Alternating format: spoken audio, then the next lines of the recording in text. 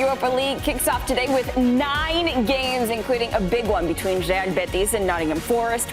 We've also got Braga taking on Feyenoord, Dinamo Zagreb taking on Fenerbahce, and Nice versus Roma. Those are just a couple of the huge matchups that we've got today. Now, who has the best odds to win and to take home the Europa League trophy? Well, Aston Villa, they've got the best odds to win Europa League with plus 650. And then after that, it's Nottingham Forest and Roma with plus 950.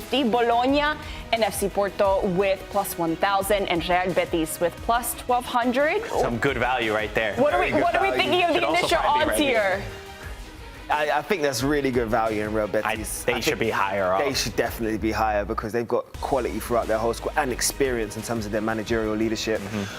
Porto's flying right now. They're outstanding. They're outstanding. This is where I defer to Double M because I love both of those two teams. But what do you think about Roma and Bologna? I think that they could be sneaky teams as well. They can't be considered dark horses because of where their odds are. Yeah. We'll get to that in a minute because JayDee doesn't know what the word dark horse means. We're there for like an hour in the production meeting. We want to Aston Villa as a dark horse. He was like, yeah, guys, I'll do you a favor. My dark horse is Aston Villa to win. Don't worry about it. Really brave of him. So, very brave. I'm going to go with the real dark horse. I almost had Bologna, but then, as we said, the definition doesn't count. I'm going with Lille because I think Lille is a fun storyline. They're a young team, a team that's actually outscored so far PSG in Ligue 1 after 5 games, so they're tied at the top, and PSG has done incredible things. Olivier Giroud returned to Ligue 1 after 13 years, and he's already scored in his return back. Ethan Mbappe scored his first goals in Ligue 1. Lille is a talent factory. You could just make the list. If they would have kept their players, this would be a team fighting in the Champions League. You think about Osimhen, who's been there. I mean, there's just so many. And this year they had to sell, of course, Jonathan David, Zegrova. So it's unfortunate, but I think that they could be a sneaky team because they score goals. They have a lot of fun. I will just say, Les Dogs, they are very special in terms of their stadium as well. The atmosphere, fans in there 2.5, 3 hours before. I've never seen anything like it in terms of how they get behind it. And you are right. We can give the plaudits to Dortmund, but this team in terms of conveyor belt for the quality they produced over the last, let's say, few years, it's up there with anybody in world. Chevalier, too, the goalkeeper, he went to PSG. I mean, they always get picked off, but they find somebody, so they're a fun team to watch also for that reason. So now that Marco has set the scene for who a dark horse can be, who is your dark horse, I still don't think I have a full clarification on what they call dark horse.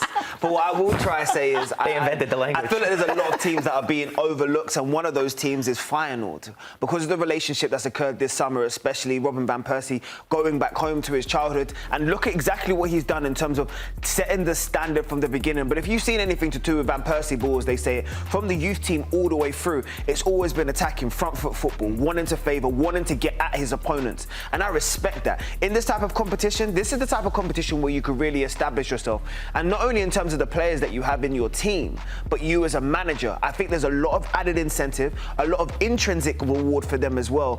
And I actually think to this week, a year ago, I interviewed the now final captain, Sam Steen, and he told me about using this competition and European competitions as a platform to really showcase how good of a player I can be, and that's felt within my teammates. So if we're talking about dark horses, as they say, look no further than these guys who's leading the Eredivisie. I like that. After debating that for 5 hours, we accept it. Solid. We accept it. That's good, right? Yeah. It only took him 7 tries, but we got there eventually. We got there, and that's all that matters is where we end up in the long run. You know, and for him to pick an Arsenal, Robin van Persie reference, I get that. I appreciate it. I respect it. But for me, if you're going to be a dark horse and make a run and upset some people, because that's part of what it takes is upsetting some people, you need luck on your side. So I'm going to go with the side with the 4-leaf clover as their logo. The first side from Great Britain to ever win a European championship, by the way, if you want to learn a little history here. But Brendan Rodgers' side, the Champions League was a little bit too much for them last year. They were scrappy in it. I think they fought hard, but this is a level that I think they can compete at coming down to the present-day Europa League in this format. And right now, Rangers have absolutely wet the bed, so they're at the bottom. They don't have to worry, Celtic, about their own domestic competition right now. They can put all their eggs in the basket of Europa League on the weeks that this happens, so that's my dark horse. Love that. Before we move forward, I think we actually have the definition of what dark horse is. just to clarify things for you. Oh boy. So what is it? Candidate, go on. You go ahead. A candidate or a competitor against whom little is known but who unexpectedly wins or succeeds. That could be Aston Villa. But in comparison to the rest of the teams that are in Europa League. This guy got his NBA contract and forgot about football. Yeah. Should we leave? I think. Stat. Yeah. Make sure we text that to JayDee so he's always. I'm aware. I need you to wake up every morning and read the definition of dark horse to remember. All right. Okay. So let's move on from dark horse on to breakout star. Nate, I want you to kick things off. I don't know what the dictionary definition is, but I'm going with a young player who has a chance to break out, to do something we haven't quite seen yet. Evan Ferguson. This is a guy who, before he turned 19 years old, had put back-to-back seasons up in the Premier League of scoring 6 goals.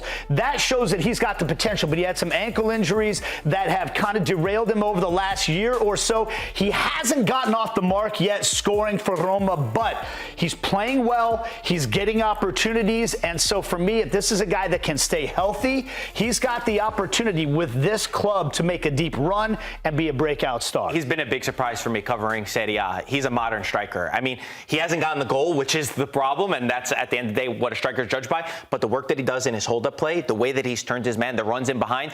Roma signed Dovbyk, who was the top goal scorer of Girona 2 years ago. He's been on the bench. We got Evan Ferguson, who's starting every single match, so it's a great shout. You just got to start getting the goals, but he's got potential. De Zerbi once said that he will be the best striker in all of Europe in the coming years. Yeah, that's big. That's big. I'm not going to hold it against him, but he does need goals because goals is currency as a forward, right? And if you're talking about goals being currency, you look no further than what I feel like is going to be a breakout star. And maybe I got my definition wrong here again, right? Because I don't know if breakout star necessarily means you haven't had an opportunity in this competition before, but let's look no further than a guy that wants to be referred to by his first name, Samu, right? And the reason why is because have you ever seen a striker that's built like Derek Henry, but at the same time has the skill sets of a modern day striker? He can do it all. Profile in terms of hold-up play, dynamic, direct, but more importantly, currency. He gets his goals. I've loved his first 50 games in a Porto shirt because he breaks out 31 goals in all competitions and really showcased what he could do.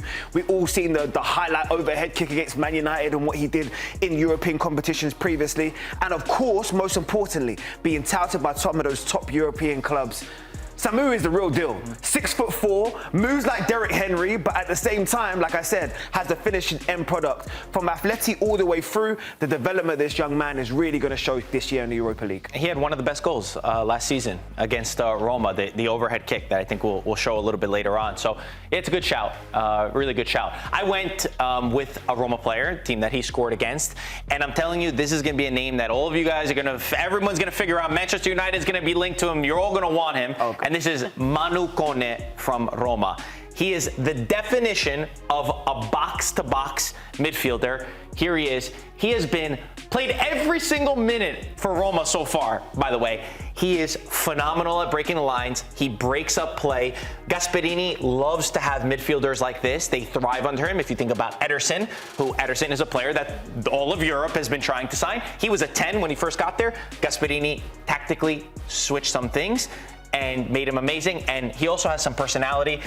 This week in the Derby, when they won, he took the Lazio flag, he put a Roma jersey on top of it and was like running around with the crowd. So I absolutely love Manu Koné, and I'm telling you, everyone's going to find out who he is. I love that. I think you guys all understood the definition of breakout star. So. We did it. We did that it, team. Great. We did it. Getting better. You are getting better. This one's easier, though. Yeah. The last one that we're going to end with is winners. So, Marco, kick it off for us. Who do you think is going to win it all at the end of the day? I alluded to it before because I was shocked at the odds, but I like Real Betis. I think Real Betis last year obviously went to the Conference League final. They started the game so well where they were up, and then Chelsea's quality is more than them. I think that you learn from those experiences. They teach you a lot. Pellegrini's they're playing free-flowing football. The players seem happy there. Isco got injured, but he will be back there. Anthony, the redemption story. The man was like a meme for a while at what he was doing. He fought to get at Real Betis. He said he's happy there. His family feels good. You're seeing him play amazing football. And the Spanish teams are always the hardest teams to play against. The way that they dominate football, it's the best style, in my opinion. I never rule them out, and I like them to get the redemption arc. Double's super hungry in this tournament. What about you? Who's your winner? Just remind me, who was the odds favorite again? It was Aston Villa, right? It was Aston and Villa. so, if don't go against the odd makers, you know what I mean? My boy Buckets is going to tell me in my ear very shortly that this is the right selection because the history tells you, especially in this competition with Unai Emery as the manager, that this right here is a recipe for success. 81% in terms of knockout percentage wins in these type of competitions. He's already done it with Seville. We've already seen that. We've already seen what he's done with Villarreal as well. This guy right here understands exactly what it means to win this competition. And more importantly, he has a Champions League quality squad in the Europa League competition. That right there is a recipe for success. Where are they in the Prem right now? Just chill, man. Take a deep breath. They're going to be in a relegation battle. We're talking about European competition. Sure they're going to win? This region right here is the managers that know how to win Europa League, by the way. You got Ange, you got Emery, and then we got Gasperini here. And I'm going this guy. That's who you're going right with. here because we just talked about it. A couple breakout candidates, players, and a system that can win. High pressing, difficult to prepare for a squad like Roma on short notice. I think they can do well in this competition. That's a manager that knows how to win it, and he's got the quality to do it as well.